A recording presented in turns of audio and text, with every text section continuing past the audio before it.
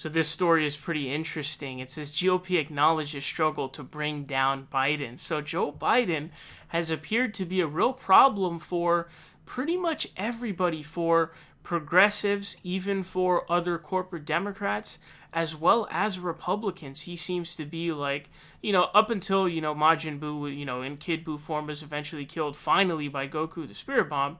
He was literally destroying everybody and could not be defeated.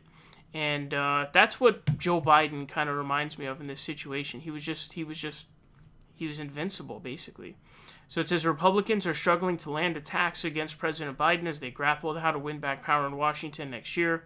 Biden is proving to be an elusive cipher for Republicans to successfully message against nearly 100 days into his administration, keeping a relatively low profile and refusing to engage in the day-to-day verbal sparring that has consumed Washington in recent years.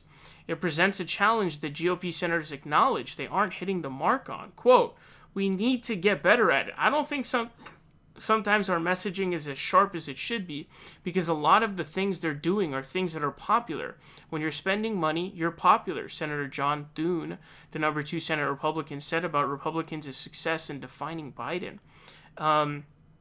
Asked how his party was doing, Senator Mike Braun replied, "Poorly. I don't think we've done a very good job because he's getting away with defining himself and rolling out this stuff that we're borrowing every penny for it and the public is buying it.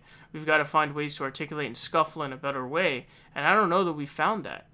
And so basically, it goes on to explain that Biden's poll numbers are pretty high right now. His approval is like 60%, basically, which is insanely high.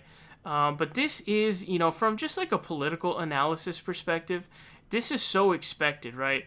And this is the thing about American politics. Usually you'll have one president come in or one movement, and then people get really tired of that movement. They say, fuck that movement. I want to go in the absolute opposite direction. And so that's, what's going on here, right? Because what happened?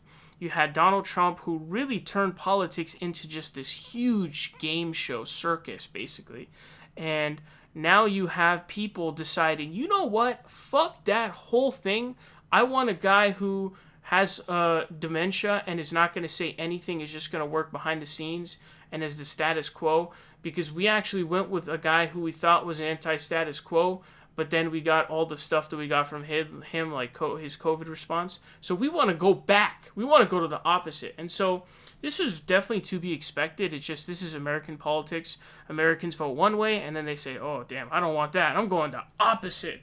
And so that's what they're doing. They're picking the two extremes here. You had the game show host in Trump, and then you have like the dementia Biden, who doesn't talk to anybody ever, didn't do any campaigning or anything. But it is going to be tough for a while for the Republicans to beat Biden. I don't know when the whole thing of, they're going to have to get tired of him not saying anything, the American people. But right now, everybody's still so focused on Trump, obviously, because he was just a president, and people are really tired. And so that hatred of Trump has translated into support for Joe Biden. So the question becomes, how long will that hatred for Trump that leads into support for Biden, how long is that going to last? So that's the question. When are people going to forget about Trump and focus on Biden? As soon as people focus on Biden in a vacuum, in a box by himself, Biden's in trouble. Okay, he's in trouble.